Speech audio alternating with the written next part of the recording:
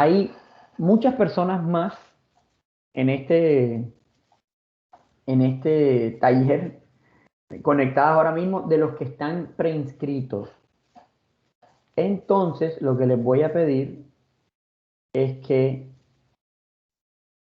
se inscriban los chicos que no se han inscrito. Les voy a pedir por favor que se inscriban. Voy a colocar aquí en el chat el link. Este es el link de inscripción. Inscripción. Ese es el link de inscripción.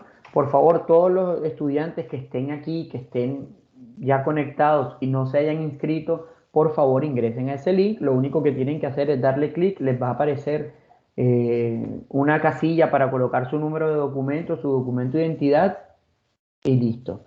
Eso se monta automáticamente. Si les aparece algún tipo de información que llenar es porque, uno, no están escribiendo bien el número de documento o dos, es que no estén habilitados en sistema de alguna manera y eso lo tendríamos que revisar. Todos deberían poder colocar su número de documento y listo.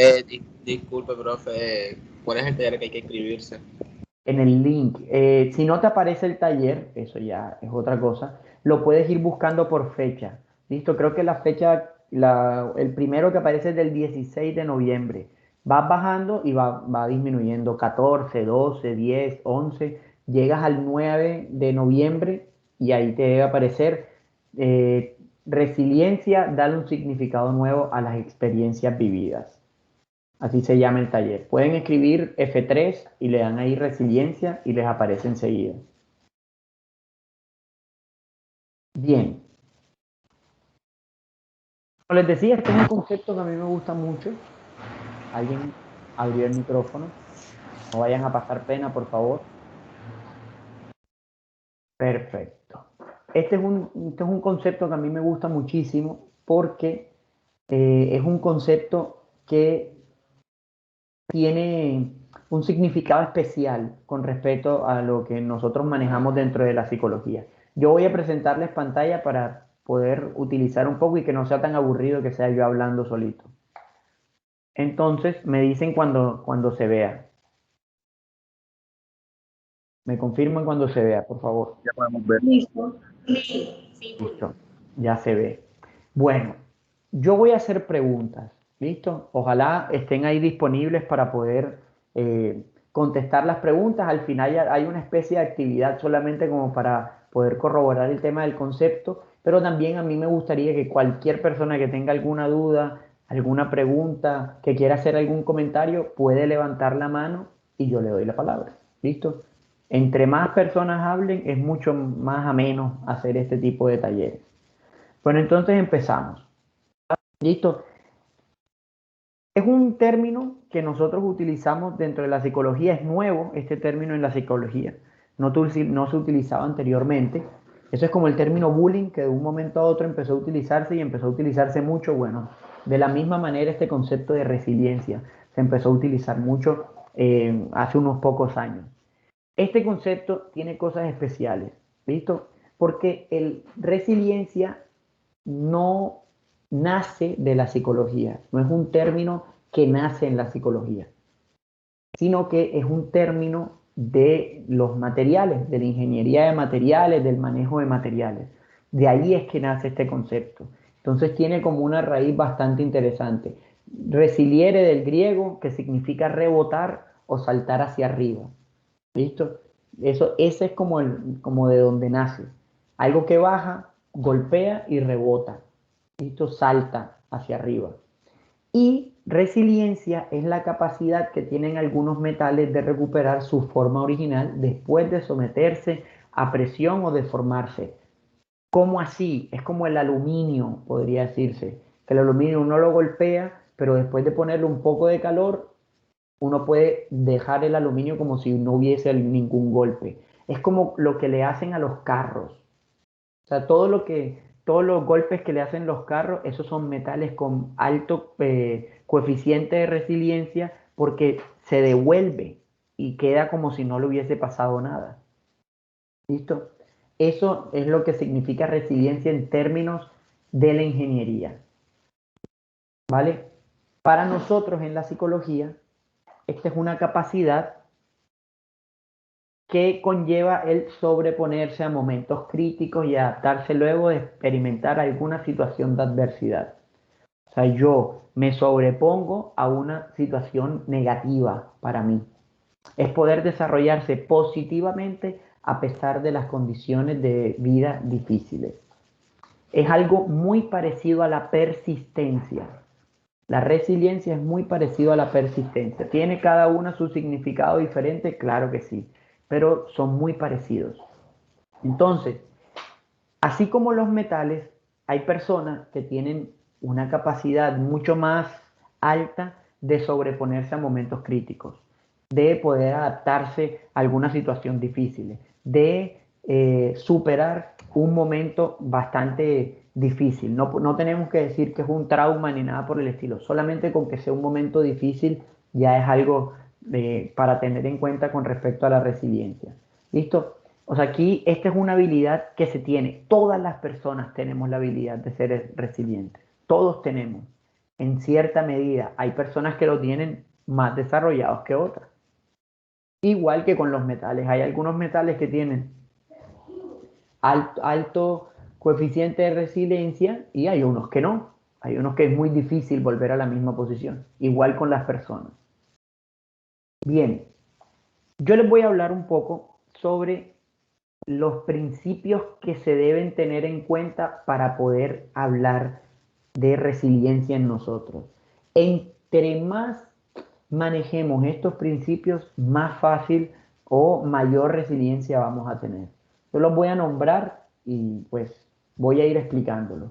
Un diálogo interno adecuado, un equilibrio emocional, confianza, un buen autoconcepto y un manejo de la historia del yo. ¿Alguien me podría decir si alguno de esos conceptos nunca los había escuchado? ¿Alguno de esos conceptos nunca los habían escuchado? ¿Alguno? El último sí nunca lo he escuchado. El último, el manejo de la historia del yo. ¿Alguien podría levantar la mano si conoce qué significa ese concepto? Que no es que se lo imagine, sino que lo conozca de alguna manera. Perfecto. Y el primer concepto, el primer principio, diálogo interno adecuado. ¿Quién sabe a qué se refiere eso? Que me ayuden, que me explique, que les explique un poquito a los demás. Miren que aquí estoy con bastantes personas que están estudiando licenciatura. Entonces ustedes deben saber explicar los conceptos así con facilidad. Entonces, dale, me aprovecho de eso y les pregunto, ¿quién podría explicarlo si lo conoce, si se lo imagina?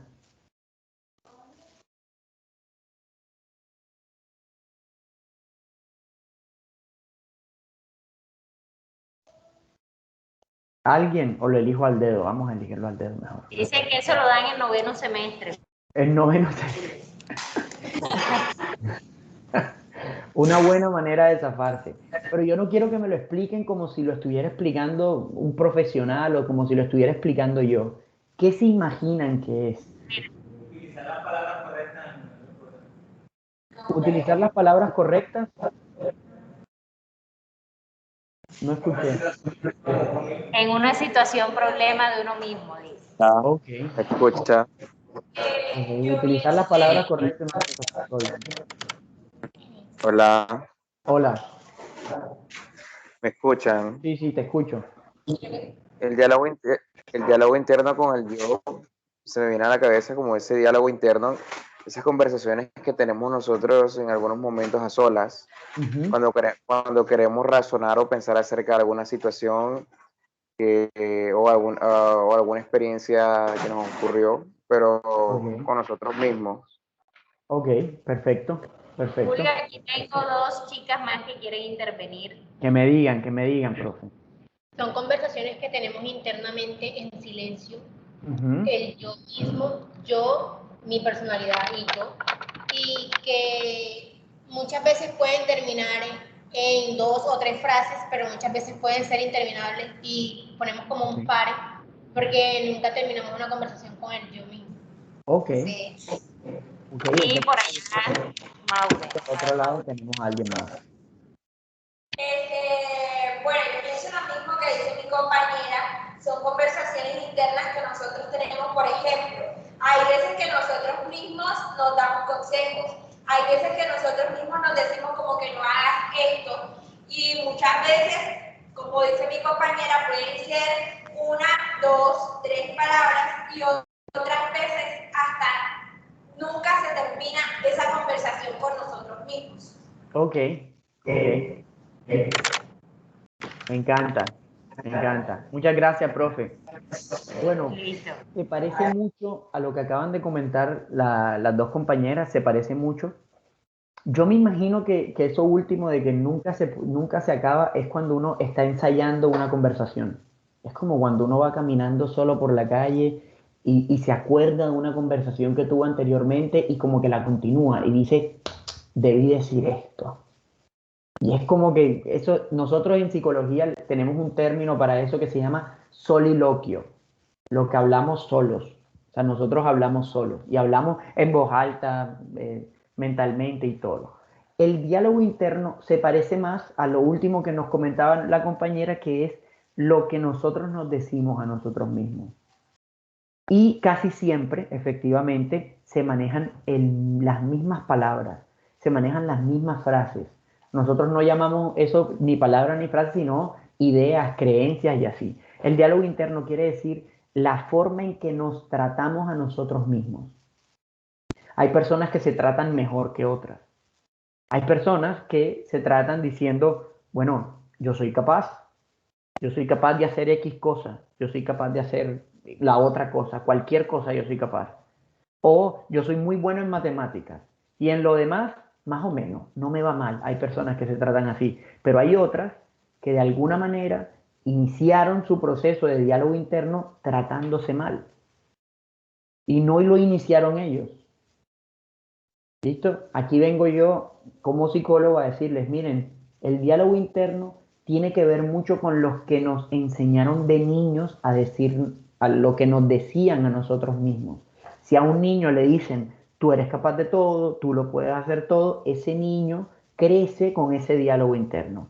Pero hay lugares, por ejemplo, el tema del bullying es un momento en el que el diálogo interno cambia, porque las personas, los niños, los jóvenes que hacen bullying, le dicen tantas cosas a la otra persona que de alguna manera interioriza esos comentarios. Y tal vez tenía un diálogo interno muy adecuado, pero luego de sufrir todo ese matoneo, todo ese abuso, de alguna manera cambia y entonces se queda con frases que son negativas. Yo no soy capaz, yo soy feo, yo soy gordo, yo soy fea, yo no puedo, eso no es para mí. Bueno, ese tipo de cosas dictaminan lo que nosotros vamos a tener como diálogo interno. Entonces la idea es tenerlo aquí, con esta palabrita, adecuado. No tiene que ser todo positivo de toda la manera y todo es sol y todo es alegría y todo, no, pero debe ser adecuado. Nosotros debemos aprender a tratarnos mejor de lo que nos tratamos. Las personas que se tratan muy bien y que tienen muchísima confianza en sus capacidades, normalmente tienen un grado de resiliencia muy bueno. La otra cosa que está es el equilibrio emocional. ¿Por qué se habla de equilibrio emocional? Porque no se trata de estar todo el tiempo como optimista. O bueno, no como optimista, eso no, como idealista. Como que bueno, todo va a salir bien, todo va a salir de la mejor manera, ni nada por el estilo. No se trata de eso, sino tener un equilibrio. Miren, uno de los conceptos de autoconfianza mejor manejados, no me acuerdo, es que es un apellido como noruego y no me acuerdo, no lo quiero ni siquiera nombrar, pero es un psicólogo que nombró la autoconfianza no como la capacidad de saber que lo puedo hacer todo. Eso no es autoconfianza, eso es idealismo. Yo tengo la idea de que lo puedo hacer todo, yo no, es ficticio de alguna manera. La autoconfianza, el autoconcepto bien formado, el autoconcepto que está aquí, tiene que ver mucho con el equilibrio emocional y se trata de saber que puedo responder ante cualquier inconveniente. Yo no confío en que todo lo hago perfecto, pero si hago algo mal, sé que puedo responder. ¿Listo? Es muy diferente pensar en que yo lo puedo hacer todo perfecto a decir, bueno, yo puedo muy bien, pero si no me salen bien las cosas, yo sé que puedo responder.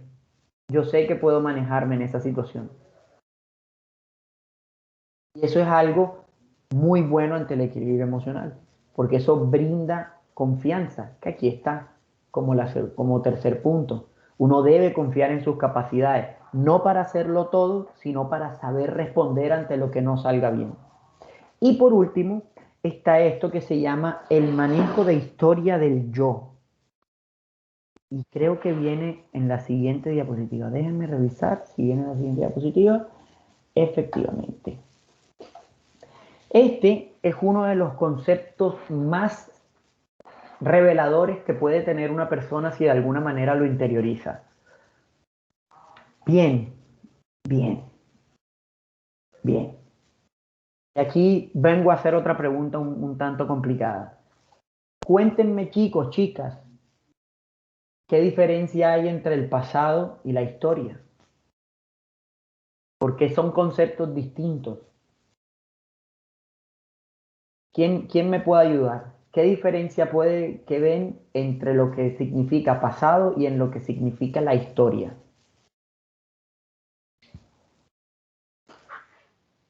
Julio, aquí Mauro va a intervenir. Perfecto, La pongo en pantalla. perfecto. ¿Y los demás? Bueno, pues la diferencia que yo veo es que, pues como decimos, el pasado ya pasó, se quedó atrás, ya no influye nada en el presente, pero la historia, por ejemplo, la historia de Colombia influye mucho en lo que somos ahora. Esa es la diferencia que le veo. Que de pronto si algo es pasado, ya pasó totalmente, no tiene influencia en el presente, ni tampoco puede tener influencia en el futuro, pero una historia sí. Por ejemplo, la historia de lo que nosotros somos, hicimos, influye mucho en lo que somos y queremos hacer y podemos hacer. Te pregunto, señorita, ¿por qué la historia influye? ¿Por qué influye la historia? ¿De qué manera crees que influye la historia? ¿De qué manera creo que influye?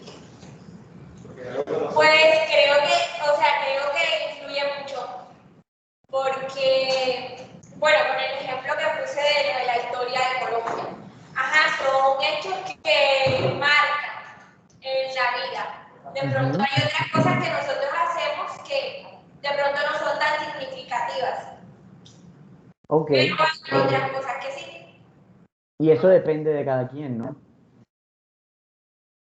Pues no sé qué me quise decir eso, porque depende de cada quien, no sé. Ven, listo. Me gusta que tú le ves utilidad a la historia. Me gusta eso. Tengo otra participación. Perfecto.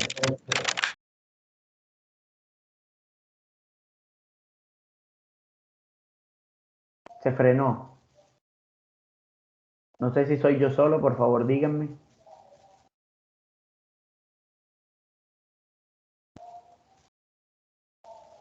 Chicos, ¿ustedes escuchan, ven? No, se quedó parado, Parece tranquilo, que no eres tú sí, solo. sí. Bien, bien, bien. ¿Y por qué ustedes no participan, chicos? ¿Qué pasa que no participan los que están conectados? Bueno, ahí tal vez vuelve la profe Gretel ahora. No, porque ahí toditos hablan ahí, entonces por eso. Sí, claro, claro. Me gustó, me gustó. Rodolfo, ya que hablaste, Rodolfo, ¿tú No, qué no, diferencia le algo, encuentras? profe, aquí ¿Qué diferencia le encuentras a eso entre la historia y el pasado? ¿Qué diferencia le ves? no, profe, yo opino que la historia y el pasado son como hermanos, porque ambos vienen dejando con cosas positivas o cosas negativas. Entonces, pues, desde ese punto de los psicólogos lo ven algo ya más profundo, pero igual yo lo vería como algo que es muy común, es como la leyenda y el cuento, en ese caso. Más o menos, muy bien, muy bien. Eso es una buena analogía. Si alguien quiere responder, puede levantar la mano y yo con mucho gusto le voy a dar la palabra. Profesor, yo pienso que son diferentes, pero van de la mano. ¿Sí me entienden? O sea, ¿Por porque qué de la mano? pues el pasado es todo lo que dejamos atrás, hablando temporalmente, pues, pero la historia son como los hechos marcados en el pasado. Y vale, los hechos marcados. Es la segunda persona que lo dice. Perfecto. Y aquí Juliana, perdón. Juliana. Sí, Juliana, cuéntame. Yo pienso así como decía mi compañero, que son como primos hermanos, ya que la historia, yo puedo entender qué es el conocimiento del pasado. Y el pasado es algo como que aprendimos o recordamos, sea cosas buenas o cosas malas. Ok. Venga, perfecto. Entiendo cómo lo ven. No sé si alguna persona lo ve distinto, pero vale, la mayoría de personas lo ve así. Yo les voy a explicar técnicamente qué es el pasado y técnicamente qué es la historia. Bueno, ya por último, vamos a darle la palabra a Mauren.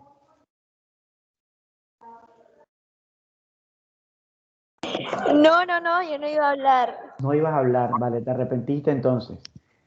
Vale, entonces yo lo voy a explicar técnicamente. Miren, el pasado es un uso temporal. ¿Listo? El pasado es un uso temporal. Por ende, es lo que pasó, lo que nosotros, por eso la palabra pasado, pasó, vienen de la misma raíz, es lo que pasó. ¿Listo? Lo que pasa es que nosotros, como seres humanos finitos, que tenemos una perspectiva, que analizamos desde nuestra perspectiva, no tenemos acceso al pasado. Nadie tiene acceso al pasado. ¿Por qué? Porque no se tiene la totalidad de las cosas que pasaron. Lo que pasó no fue que pasó una cosa. Ah, miren, volvieron. Hola. ¿Viste? Tuvimos un pequeño accidente. No pasa nada. Todavía quiere participar la persona. Sí, todavía quiere participar. Listo. Que me cuente que lleva. No, mentira. Ahí está. Ahora le dio pánico escénico. No tuvo resiliencia ante la dificultad, ¿viste? No fue capaz de volver a su forma original. No pudo.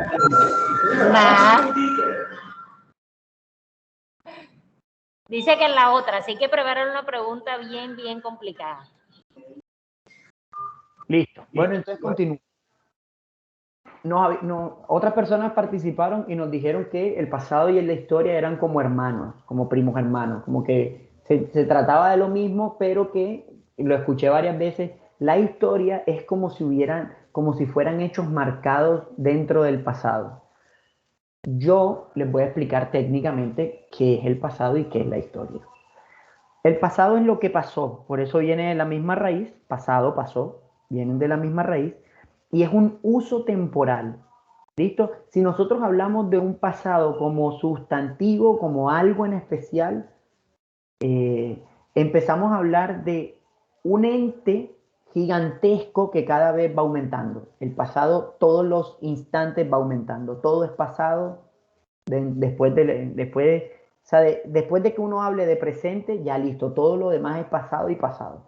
Nosotros no tenemos acceso al pasado, porque el pasado es todo lo que pasa, todo lo que pasó. ¿Listo? Nosotros no tenemos ningún tipo de acceso al pasado. ¿A qué sí tenemos acceso? A la historia. ¿Listo? Y la historia es algo diferente. La historia tiene que ver con lo que se cuenta. ¿Listo? La historia tiene mucho que ver más con lo que se cuenta que con lo que pasa. Son dos conceptos totalmente distintos. El pasado es lo que pasó y nadie puede acceder a él. Pero la historia tiene que ver más con lo que se cuenta, con cómo se cuenta, que con lo que pasó. ¿Listo? Nosotros podemos contar una historia de diferentes maneras, donde el protagonista puede ser diferentes personas, donde la persona puede ser muy buena en algún punto y muy mala en algún otro punto, y podemos hablar desde perspectivas diferentes desde el mismo hecho pasado. ¿Listo? O sea, nosotros podemos hablar de eso. Podríamos hablar de la historia de Colombia, por ejemplo, como lo colocaba la compañera, de la historia de Colombia como una historia, no sé, de independencia y todo, pero también podríamos hablarlo desde otro lugar donde ya no se trata de independencia, sino la crueldad de la colonización. Por ejemplo, si nosotros hablamos del descubrimiento de América, podemos hablarlo desde que fue muy positivo porque nos vinieron a enseñar muchas cosas y todos los españoles, pero también muy negativo porque hubo muchísima esclavitud y muchísimo inconveniente a nivel cultural y social en Latinoamérica. Y podríamos contar la misma historia, con los mismos hechos. El tema está en que una historia tiene un objetivo y otra historia tiene otro objetivo. La historia es diferente al pasado porque el pasado no cambia. El pasado es imposible cambiarlo, pero la historia sí se puede modificar, dependiendo de cómo lo cuente, de las palabras que use. La historia tiene que ver más con lo que se cuenta, cómo se cuenta, que con lo que pasó. Y entonces, si hablamos desde el yo, de la historia del yo, empezamos a hablar de, bueno, mi pasado es mi pasado. A mí me pasaron cosas. A ustedes les pasaron cosas. Pero ya depende de ustedes cómo se lo cuenten. ¿Listo? El cómo se lo cuentan es la diferencia que existe. Una persona que tuvo alguna situación muy difícil, como lo estamos hablando con el tema de resiliencia, como un hecho de depresión, la muerte de un familiar, tal vez un abuso de alguna manera, de violencia, un abuso sexual, dependiendo de cómo se cuente la historia, asimismo esa historia va a afectar. Por eso es que es tan importante la historia del yo. Dependiendo de cómo yo me coloque dentro de mi historia, porque tal vez yo soy el protagonista de mi historia y cambio mi historia y tomo las decisiones en mi historia y reconozco que me equivoqué al hacer una cosa, que no tuve responsabilidad en otra, que lo pensé y no lo hice en otro lugar, eso me da un lugar. Pero yo tal vez me puedo poner en contar mi historia desde una persona que mira lo que le pasa. No, a mí me pasó esto, a mí me pasó lo otro, y yo no quise, yo no supe, y me veo como un espectador de mi historia. Y la historia puede ser de la misma persona, sino que en una se hace protagonista y en la otra se hace espectador. Y eso es muy importante al momento de hablar de resiliencia, porque la resiliencia tiene que ver, volvemos a la anterior, tiene que ver con el diálogo que tengo conmigo mismo, el equilibrio emocional, mi autoconcepto y mi confianza. Y todo eso tiene que ver con las cosas que me pasaron. Tiene que ver con cómo me traté yo durante mucho tiempo. Si confié o no confié en mí durante mucho tiempo. Si quise o no quise hacer las cosas durante un tiempo.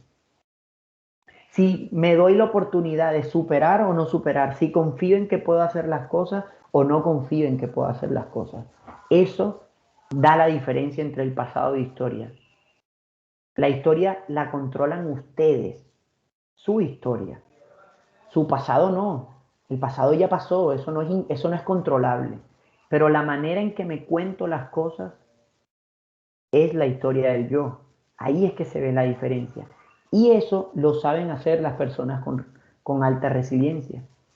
¿Por qué? Porque esas personas con alta resiliencia saben contarse las cosas desde un lugar donde tuvieron responsabilidad, saben qué cosas hicieron, se dan protagonismo desde su historia. Entonces, no es lo mismo decir, yo fui víctima de un abuso y por eso me han pasado ciertas cosas y todo, a decir, bueno, yo sufrí un abuso, pero a pesar de ello, yo he logrado y he hecho tales cosas. Son dos maneras de contar el mismo hecho. Y por eso es que es tan importante tener como referente esto. Este es uno de esos conceptos que si la persona lo interioriza, que si no queda como en el mero concepto que está hablando el psicólogo, sino que lo interioriza y empieza a hacer cambios en su historia, la vida de esa persona empieza a tener un cambio distinto, a tener un cambio. Se empieza a ver a sí mismo como alguien con mucho más poder y con mucho más protagonismo en su vida. ¿Vale? Entonces, por eso es que es tan importante en este concepto de resiliencia, este concepto de historia. Bien, ¿se nace o se hace? No voy a hacer la pregunta. Uno se hace resiliente. Uno no nace resiliente. ¿Listo? Uno puede lograr tener y lograr aprender ciertas habilidades que lo vuelven más resiliente o menos resiliente. Por ejemplo, si yo tengo un mal diálogo interno y empiezo a tener ejercicio y empiezo a hacer ejercicio para mejorar mi diálogo interno y mi diálogo interno mejora, muy seguramente mi resiliencia mejora. Si yo me vuelvo más autónomo, más independiente, mi resiliencia mejora, porque yo tomo las decisiones, me estoy colocando como protagonista. Si yo me doy a mí mismo y a mis cosas, a mis objetivos, un propósito y aprendo a generarle propósito, es muy importante. Es algo muy bueno en el concepto de resiliencia. Y por último, una de las habilidades de mayor inteligencia emocional que existen es esta última que está aquí, que es la automotivación. Es una de las habilidades más difíciles que existen. Nosotros, a todos, o sea, la mayoría de personas nos cuesta. Por eso es que trabajamos mejor si nos pagan mejor, si tenemos algún beneficio o hacemos las cosas si obtenemos algún tipo de resultado. Hay pocas personas, que no les interesa nada de eso, sino que lo hacen por convicción propia. No necesitan nada del exterior para poder motivarse a sí mismos. Y eso es algo supremamente importante en la resiliencia. La resiliencia se trata de que yo no necesito que el exterior esté reforzando mis comportamientos, sino que yo mismo me motivo mi comportamiento. Y eso se puede aprender. Claro que se puede aprender. ¿Listo? Entonces, miren, aquí está. Hay más información en cada uno. Y la idea es que ustedes reconozcan que todos los principios y todas estas habilidades pueden ser reconocidas y pueden ser mejoradas con ejercicio, con disciplina, con un manejo adecuado sobre las mismas. ¿Listo? Entonces sí se puede uno hacer más resiliente. Bien. Esta es una frase de Víctor Frank. Víctor Frank creó una corriente psicológica que se llama logoterapia o el humanismo. Y es una de las personas más resilientes que se puede saber, porque él escribió un libro que se llama El hombre en búsqueda de sentido. Lo voy a colocar aquí en el chat. Se los recomiendo muchísimo. El hombre en búsqueda de sentido. Frank. Les recomiendo mucho ese libro a todas las personas que no hayan tenido la oportunidad de leerlo. Es espectacular la manera en que él explica estos conceptos. Él no habla de resiliencia en ningún momento porque ese libro fue escrito justo después de la Segunda Guerra Mundial, 1950 y pico, 60 y pico. Y la resiliencia, como les digo, está tomando fuerza en los últimos años nada más. Entonces, es una frase muy diciente esta: el hombre que se levanta es aún más fuerte que el que no ha caído. Por eso es que, ¿cómo es? David y Goliat, ¿cierto? esa historia. Todo el mundo, si fuera Goliat, grande, fuerte, fornido, todo el mundo sería valiente. El tema está en que la valentía la muestra David cuando se muestra valiente ante alguien más grande y no le tiene temor. Y la metáfora es tan bella que dicen, bueno, con una onda le tiró y lo ganó. Es una metáfora muy linda porque nos dice, bueno, no le tengas miedo a lo que es más grande que tú. Tú eres valiente, la valentía se nota cuando te paras enfrente de eso más grande, cuando lo retas, cuando lo atacas. Ahí es que se nota la valentía. Es casi lo mismo que está diciéndonos Víctor Frank aquí. Bien, este es un ejercicio, me gustaría que me ayudaran entonces para poder elegir qué cosa es optimista, entre el optimista y realista, qué cosa es resiliencia y qué cosa podría ser normalidad. De igual manera, entusiasta, enérgico, moderado, tranquilo. ¿Cuáles podrían ser? Resiliencia. ¿Quién me ayuda? En el chat pueden ir escribiendo también. Entre realista y optimista, ¿cuál sería más que todo resiliente? Profe, quiero aportarle algo. Claro que sí. Cuéntame. Con referente a lo que estaba hablando ahora sobre David y Goliat, o sea, la parte de, yo pienso que el tema de energía sería algo diferente porque no era que uno puede con algo que es mayor que uno. Solamente que David iba en nombre del, sobre todo nombre, iba en nombre de Dios y era un propósito. Yo diría personalmente que, como dice la palabra, el que mora bajo la el que se me pasó, el Salmo 91, el que mora al abrigo del Altísimo, ay Dios mío, me trabé. Bueno, ya yo creo que lo ha leído y lo entiendes. Creo que Yo no, pero no importa. Entiendo el mensaje, pero fuera de, o sea, sacándole el concepto religioso, o sea, sacando el concepto religioso de la historia de David y Goliat, se habla de valentía. Esa es una historia que se trata de valentía también. O sea, sin tener en cuenta la parte religiosa, de igual manera lo explica muy bien. Pero quiero compartir, o sea, mi opinión. Claro que sí. Dice, el que habita el abrigo del Altísimo mora bajo la sombra del Omnipotente, ¿verdad? Entonces él estaba habitando el abrigo del Altísimo. Y eso es para nosotros también, no porque de pronto aquella montaña es grande, yo puedo derrumbarla, no, porque dice la palabra, si Dios está conmigo, ¿quién está contra mí?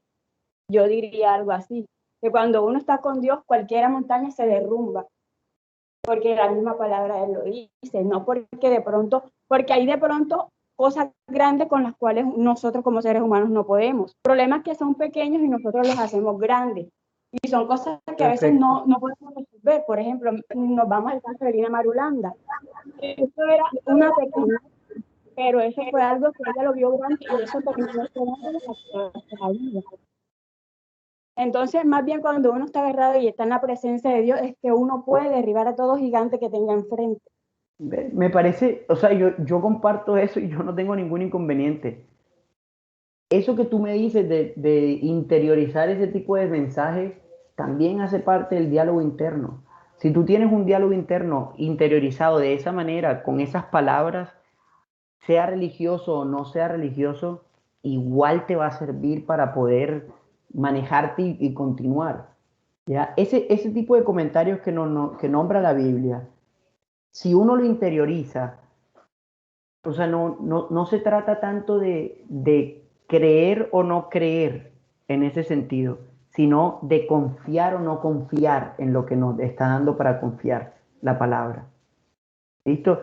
Si tú crees que si estás con fe y creyendo y sientes que estás de la mano de Dios y eso te hace continuar y cruzar cualquier tipo de obstáculo, me parece excelente. O sea, yo lo comparto de todas maneras, pero eso también es diálogo interno, porque tú interiorizaste esa palabra, tú interiorizaste ese mensaje y está muy bien. Ahí la profesora Gretel parece que tiene alguien que quiere hablar.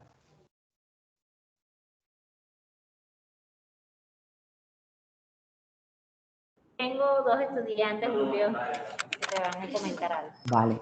Me gustaría que me ayudaran un poco con el ejercicio. Bueno, le voy a ayudar con el ejercicio y voy a decir algo breve para hacer una relación entre lo que ustedes dos dijeron para que no se vea como una discordia entre esas dos cosas. Pues bueno, en mi punto de vista, la psicología y la Biblia, la religión, van muy de la mano, porque la Biblia nos enseña mucho a ser resilientes, nos enseña mucho que le saquemos provecho a esos problemas que tenemos, porque nos hace más fuertes.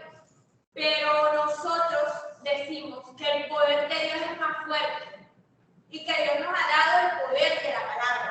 Entonces, si yo empiezo a declarar sobre mí que yo soy fuerte, que yo sí puedo, la palabra tiene poder. Y tiene poder porque yo me lo estoy creyendo. Excelente. Entonces no es como que una cosa vaya separada de la otra. En realidad todo va en una misma línea, solo que como para nosotros es verídico lo que dice la Biblia, pues nos basamos en la Biblia. Pero hay personas que no se basan en la Biblia. Está muy bien. Excelente. Pues de esto, pienso que realista hace parte de la resiliencia.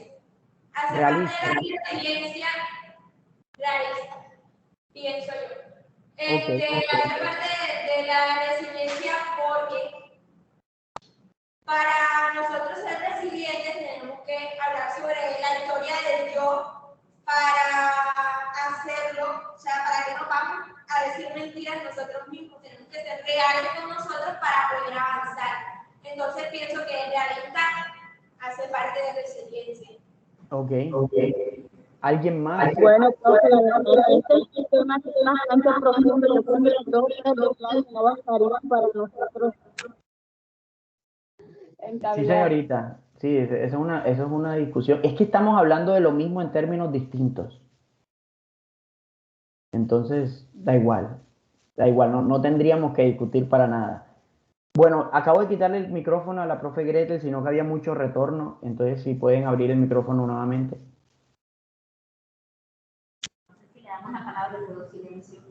Listo, entre realista y optimista. ¿Cuál pertenece a la resiliencia? Optimista. Optimista. Ya que, pues, como estaba hablando sobre el pasado y la historia, en cuanto a uno se refiere de hablarse sobre autodiscotearse, por decirlo así, analizarse también. Uno analiza su vida y siempre ve que hay más puntos negativos que positivos. Entonces, una persona optimista siempre trata de ver el mundo de una manera positiva. Así tenga dificultades, ella siempre va a tratar de como levantarse, por decirlo así. Entonces, creería yo, dentro de mi ignorancia, que me parece. Perfecto. Bien, les explico un poco cómo se entiende el tema del optimismo. ¿Listo?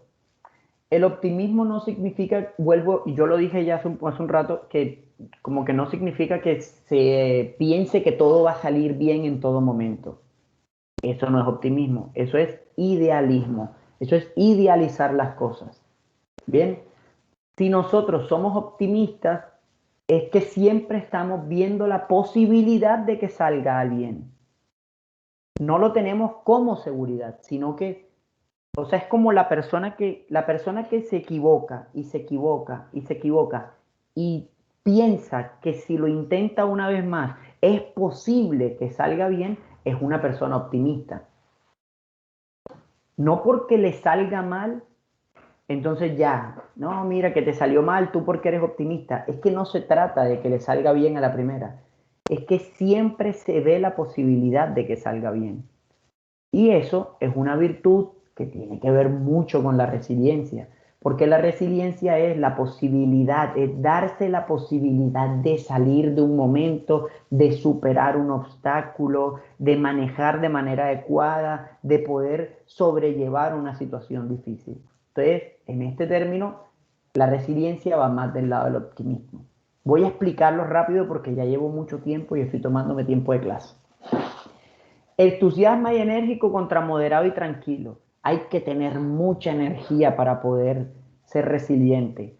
Cuando a uno le salen las cosas mal, lo que más necesita es energía. Entonces, entusiasta y enérgico tiende a ser más de la resiliencia y moderado y tranquilo más de la normalidad. Curioso y abierto contra sin ánimo a aprender. La resiliencia se trata de la posibilidad, recuerden, de la posibilidad de que salga bien, de poder generarse a uno mismo energía para poder, de automotivarse. Eso nos hace unas personas con ánimo de aprender.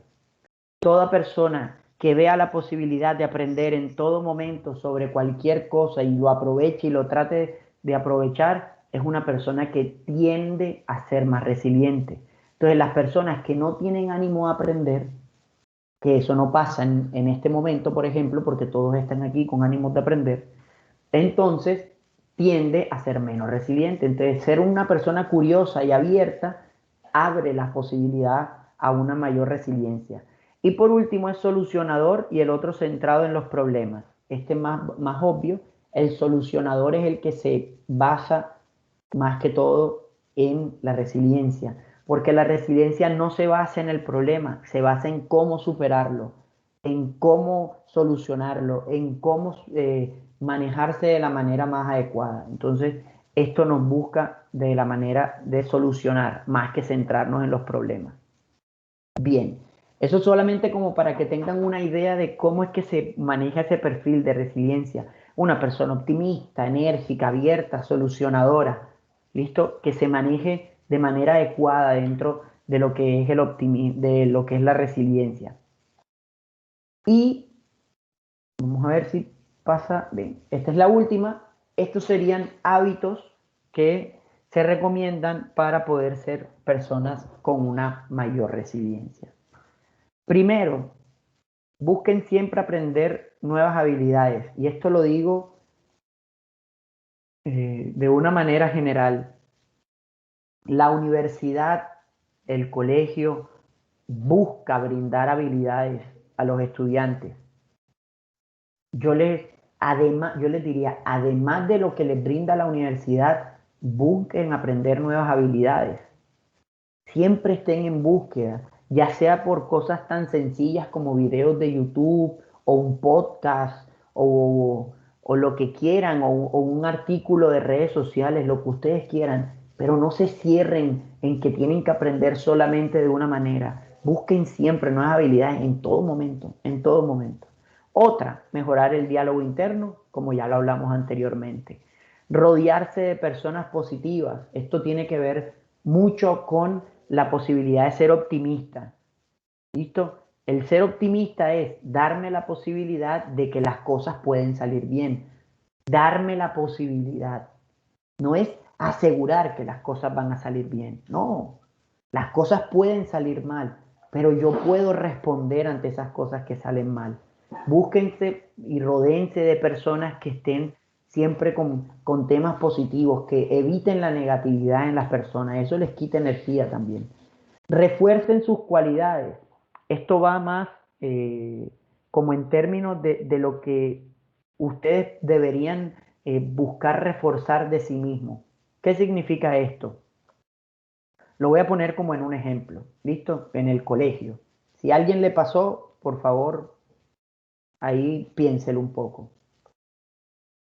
En el colegio, normalmente, papá, mamá, las personas, los acudientes, tratan de reforzar cualidades que están mal en el estudiante.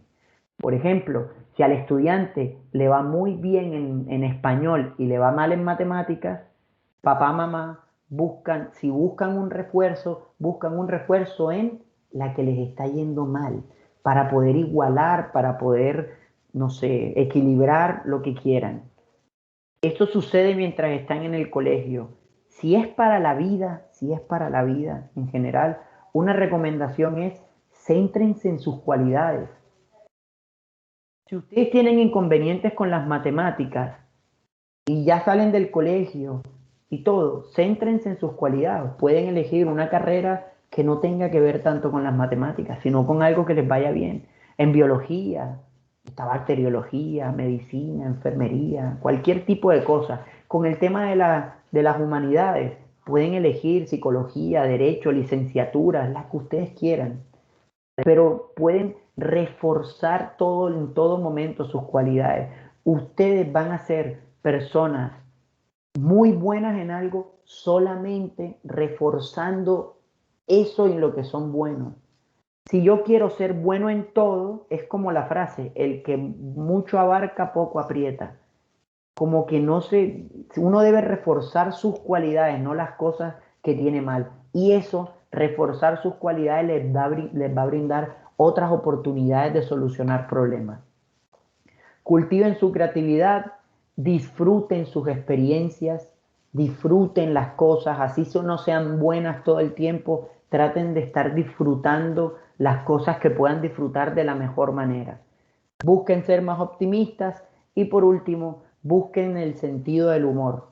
Y esto es algo que quiero tomarme el último minutico y es, tengan sentido del humor sobre sí mismos. Sobre sí mismos. Búrlense de alguna manera de sí mismos, con sentido del humor. ¿Listo? Acéptense mediante el sentido del humor. Toda persona que acepte y se burle de sus defectos no se va a ofender con las personas que les pongan los defectos en la cara. ¿Por qué? Porque lo toman con sentido del humor. Las personas que tienen sentido del humor hacia sí mismos son personas que se están aceptando en todo momento.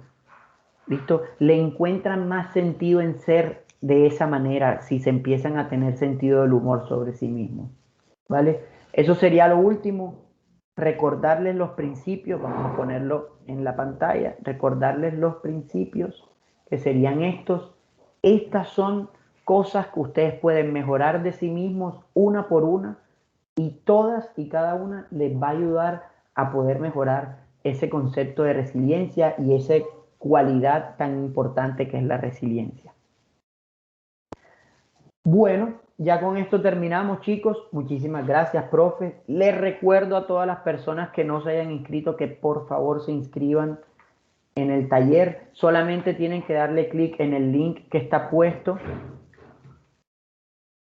en el chat y pueden enseguida colocar su número de identificación, ¿vale? Para poder hacer ya la inscripción. Esta es la manera que yo voy a tener desde su asistencia, entonces por favor ténganlo muy presente. Muchísimas gracias a todos por participar, las personas que están en el salón, gracias por estar pendientes, por participar tanto. La profesora Roseli, la profesora Gretel, muchísimas gracias por el espacio. Me demoré un poco más, pero es que participaron bastante y había que aprovechar que participaran. No te preocupes, nos puedes mandar la merienda. Claro que sí. Yo les mando un dulcecito. Muchas gracias. Muchas gracias a ti. Tan bonita, Julio, de verdad que sí, muy provechosa. Muchísimas gracias a todos. Bueno, que tengan una excelente tarde. Pueden volver a sus clases, profesora Roseli, profesora Gretel. Muchísimas gracias por el espacio. Gracias, Julio. Hasta luego. Que estén muy bien. Cualquier inconveniente.